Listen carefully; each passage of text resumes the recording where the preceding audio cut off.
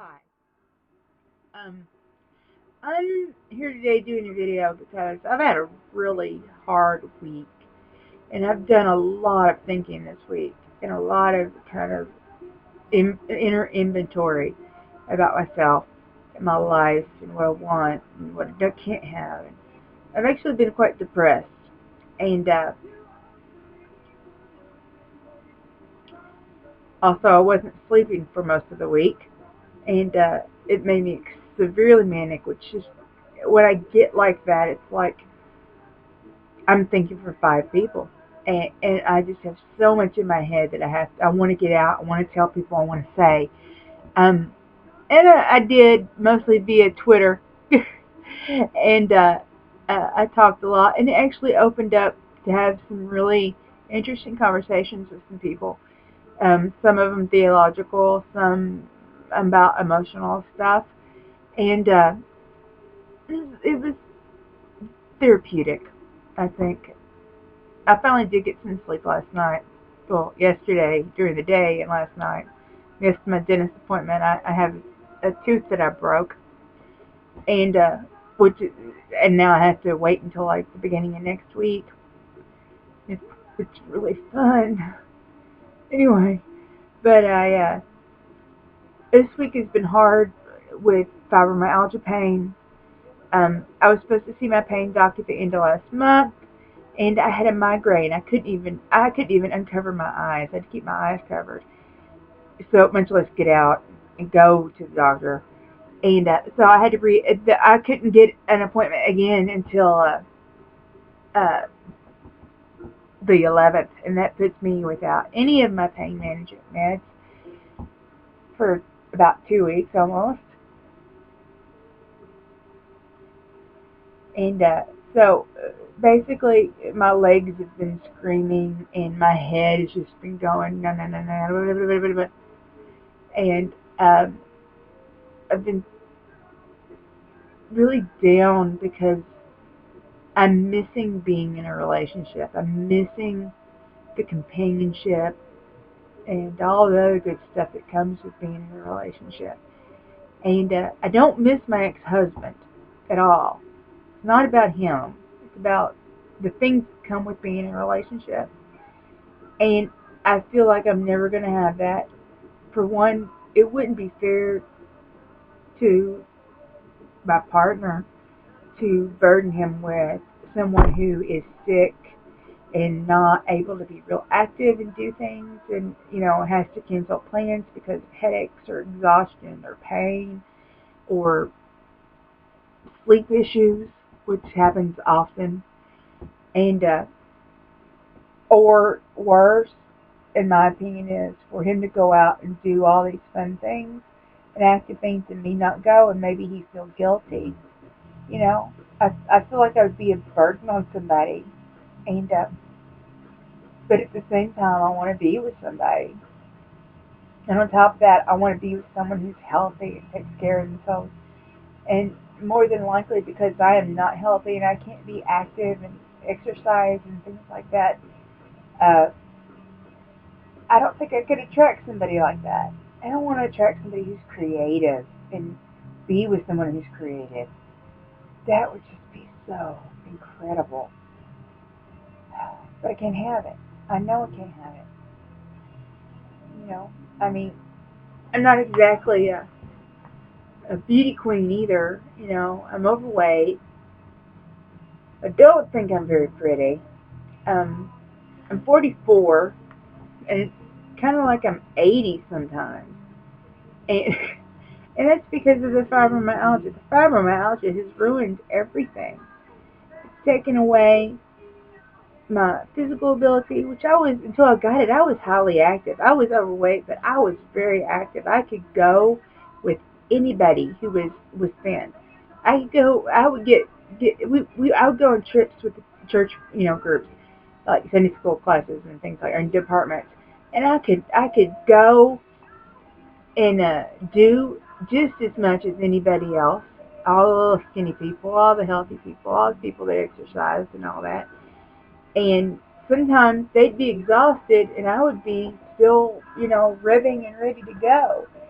and chattering. Oh God, I talk so much. It's so ridiculous. I talk. I can't stop myself. It's called pressured speech, is what it's called officially. And I uh, I just can't stop. I can't, and I do it. I do it online too. There's just so much in my head. I always want to get out. And if I have a thought, it comes out. I say the thought with no filter and no consideration of, well, will it make me look stupid or whatever. I don't care really if people think I'm weird or or things like that. I've been told I'm weird by almost everybody I've ever known, and and uh, and I own that. I'm weird. I'm a freak. I'm letting my freak flag fly. And you know, I like that I'm different. I like that I'm weird because I used to try to assimilate and be like everybody else, and I was so miserable. I wasn't like people, like everybody else. I wasn't, and trying to be like them just felt like a lie. I felt like I was lying for years to people that I was like them in a certain way. I would just not talk about the things that I was thinking or things that I believed in and things like that because it was just,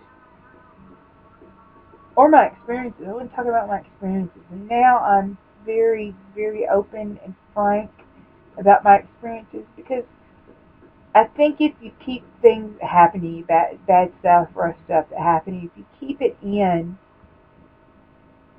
it begins to poison you. And when I started talking online freely about my experiences, it kind of releases it, I'll write I'll write things on Twitter or my blog or on Facebook, and I put them there, but nobody has to read them. It doesn't have to be read. You can ignore it or whatever. But there are people that do read it, and there are people who can relate to some of the things, and it opens up conversations for them to release their own experiences a little bit. Release that burden just a little bit. And I sometimes feel like that's what you know I was meant to do, was be there to for people to talk to. I'm very empathetic with people, and I've had friends, um, like my mom feeling, and like people I've just met and strangers online. I mean, I can't even count how many people have just come to me and just opened up to me so easily. And because of my situation, I can't really give a lot back to the world. I can't be a productive member of the world. You know, I can't work. I can't really do a lot of physical stuff. So volunteering is not, an easy thing for me to try to do for situations. I can't give money because I don't have it for different charity causes. So, but what I can do is be there for people who have pain, who need to talk to somebody who are just troubled, and I don't know. I mean, it seems like that's my purpose. That, and I was sitting here to piss the world off.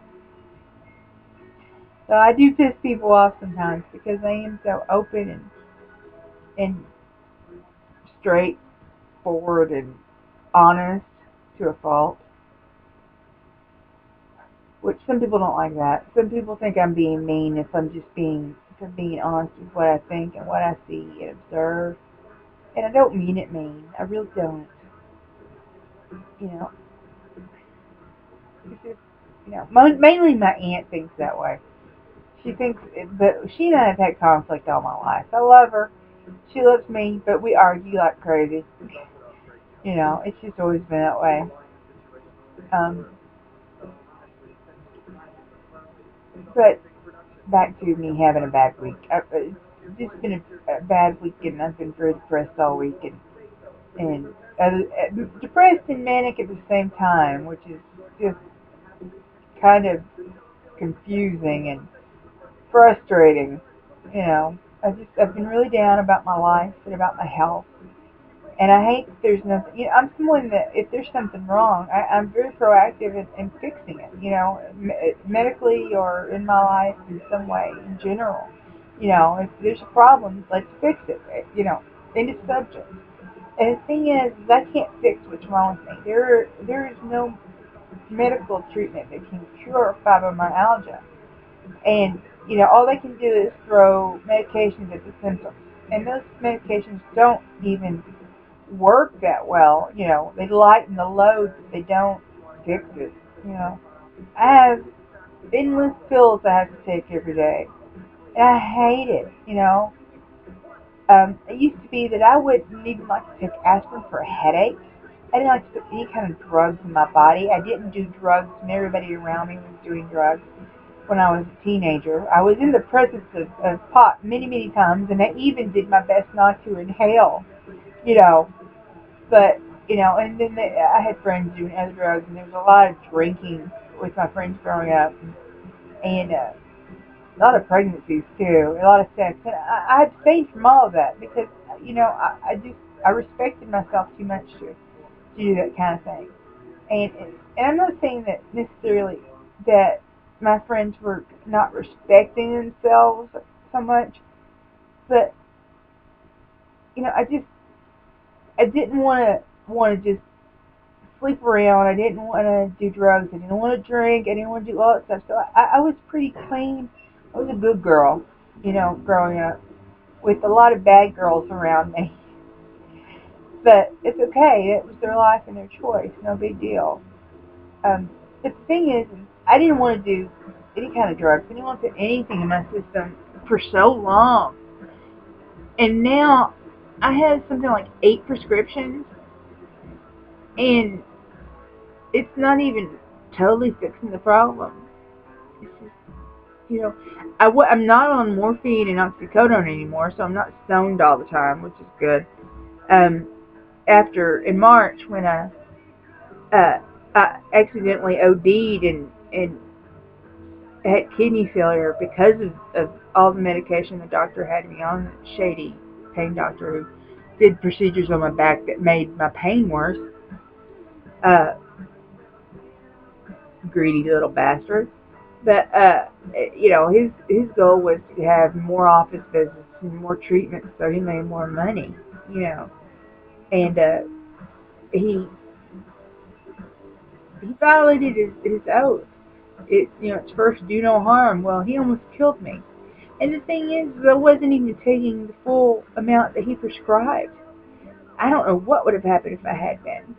Because I was feeling so stoned and loopy all the time. I didn't like it, so I wasn't taking as much. And I still freaking OD'd.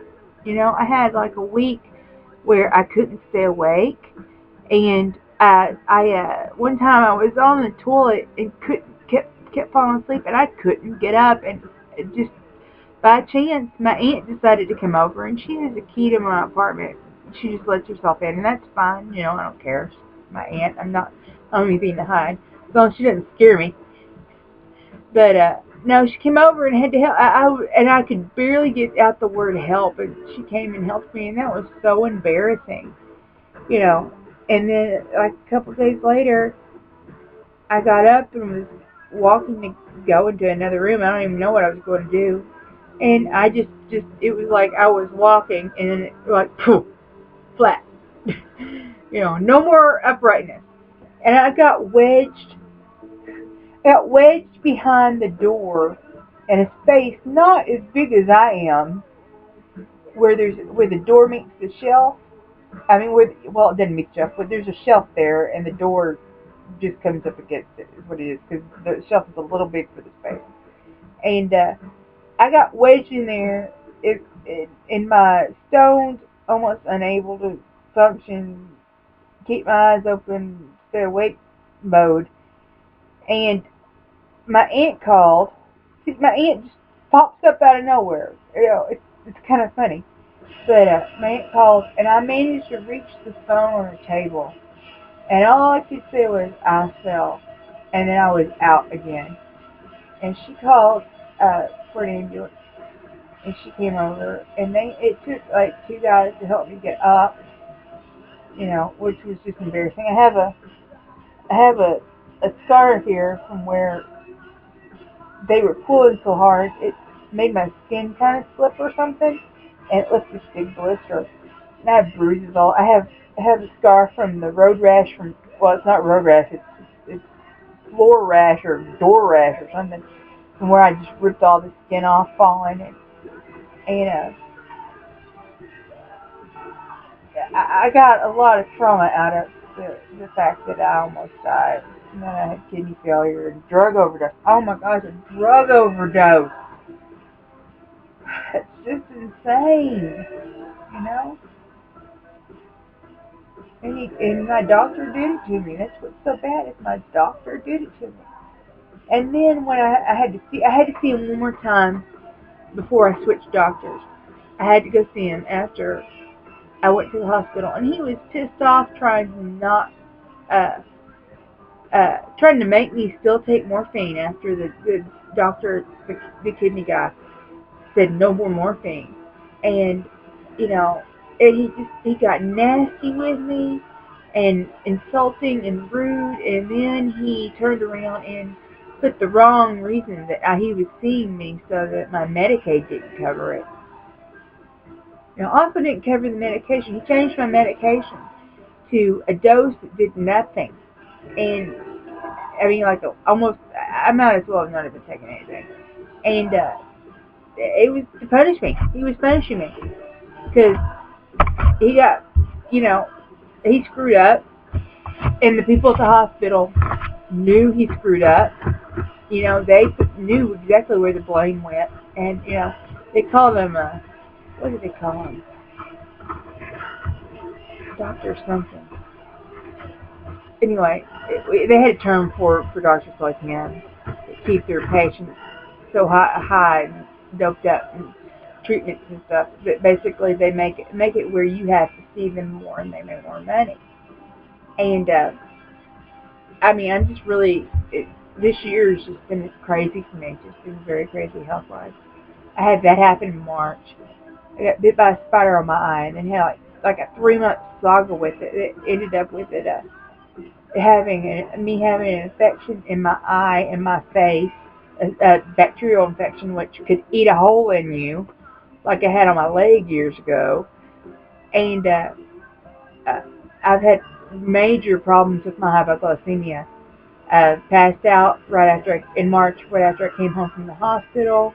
A couple weeks ago, I just kept having episodes over and over again. And in 1 week, it happened like 4 or 5 times. I mean, I didn't pass out because, I mean, I was sitting here like on the computer and watching TV and had a hypoglycemic episode. And I had eaten, That's the problem. That's one reason I can't lose weight. It's because my blood sugar stays so low all the time.